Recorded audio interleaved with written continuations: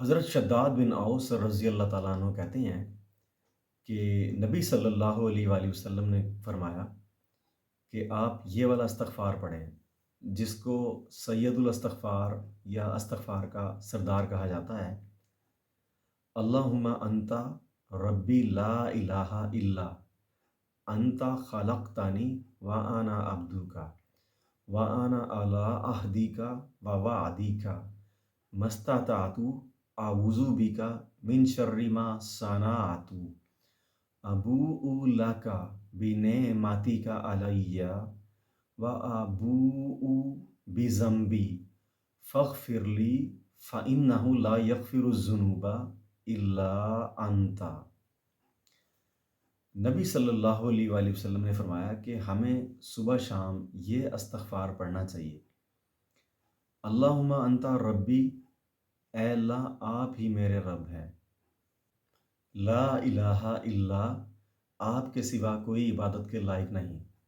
انتا خلقتانی، آپ ہی نے مجھے پیدا کیا ہے۔ وانا عبدوکا، آپ ہی کا میں بندہ ہوں۔ وانا علی عہدیکا ووعدیکا مستطعت، اے اللہ آپ سے کیے ہوئے عہد اور وعدے پر میں اپنی استطاعت اور طاقت کے مطابق قائم ہوں۔ اعوذ بک من شر ما صنعت، اے اللہ میں آپ کی پناہ میں آتا ہوں ان کاموں کے وبال سے جن کے کرنے کا میں مرتکب ہوا، یعنی اے اللہ جو میں نے برے کام کیے ہیں میں ان کے شر سے آپ کی پناہ میں آتا ہوں۔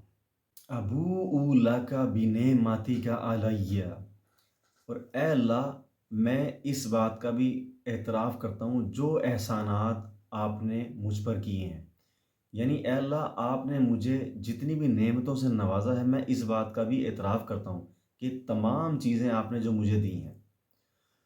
وَأَبُوءُ بِذَنبِی، اور اے اللہ میں اپنے گناہوں کا بھی آپ سے اعتراف کرتا ہوں۔ فاغفر لی، پس ان کو بخش دیجئے۔ فَإِنَّهُ لَا يَغْفِرُ الذُّنُوبَ إِلَّا أَنْتَ، پس اے اللہ ان گناہوں کو آپ کے علاوہ کوئی معاف کرنے والا نہیں۔ اس استغفار کو سید الاستغفار کہتے ہیں، یعنی یہ تمام استغفار کا سردار ہے۔ نبی صلی اللہ علیہ وسلم نے فرمایا کہ جو بندہ اس کو صبح پڑھ لے گا اور شام سے پہلے اگر فوت ہو جائے تو وہ انسان جنتی ہے، اور جو انسان اس کو شام کو پڑھ لے اور صبح ہونے سے پہلے فوت ہو جائے تو وہ انسان بھی جنتی ہے۔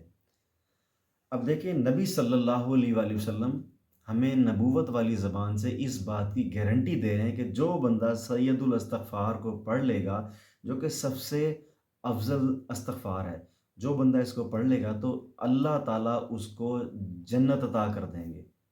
کرنا کیا ہے، آپ نے صرف اس کو ایک بار صبح پڑھنا ہے اور ایک بار آپ نے اس کو شام پڑھنا ہے۔ نبوت والی وہ زبان ہے جس کی گارنٹی اللہ تعالیٰ نے قرآن میں دی۔ اللہ تعالیٰ قرآن میں فرماتے ہیں وما ینطق عن الہویٰ ان ہوا الا وحی یوحیٰ، کہ نبی صلی اللہ علیہ وآلہ وسلم اپنی طرف سے کچھ بھی نہیں کہتے، آپ جو بھی کہتے ہیں وہ اللہ کی طرف سے وحی ہوتی ہے، اللہ کا پیغام ہوتا ہے۔ اب دیکھیں اللہ تعالیٰ ہی ہمیں بتا رہا ہے کہ بھائی آپ نے اس استغفار کو پڑھنا ہے، اگر آپ اس استغفار کو صبح شام پڑھ لیں گے تو اللہ تعالیٰ آپ کو مرنے کے بعد جنت عطا کر دیں گے۔ یہ کوئی چھوٹی بات نہیں ہے، یہ بہت بڑی بات ہے، یہ بہت بڑا کلمہ ہے۔ اصل میں اللہ تعالیٰ نا انسان کی یہ ادا پسند کرتا ہے کہ انسان اپنے گناہوں کا اعتراف کر لے اور سچے دل سے توبہ کرے، سچے دل سے معافی مانگے اور یہ کہے کہ اے اللہ میں نیکسٹ ٹائم یہ گناہ نہیں کروں گا۔ تو یہ ادا اللہ کو اتنی پسند ہے کہ اس ادا کے عوض اللہ تعالیٰ نے یہ تک کہہ دیا کہ میں آپ کو جنت الاٹ کر دوں گا۔ کرنا کیا ہے، صرف صبح شام اس کو ایک ایک بار پڑھنا ہے، ایک مرتبہ آپ نے صبح پڑھنا ہے، ایک بار آپ نے اس کو شام میں پڑھنا ہے۔ تو ہمیں کوشش کرنی چاہیے کہ اللہ ہمیں توفیق عطا فرمائے کہ ہم اس ذکر کو لازمی پڑھیں۔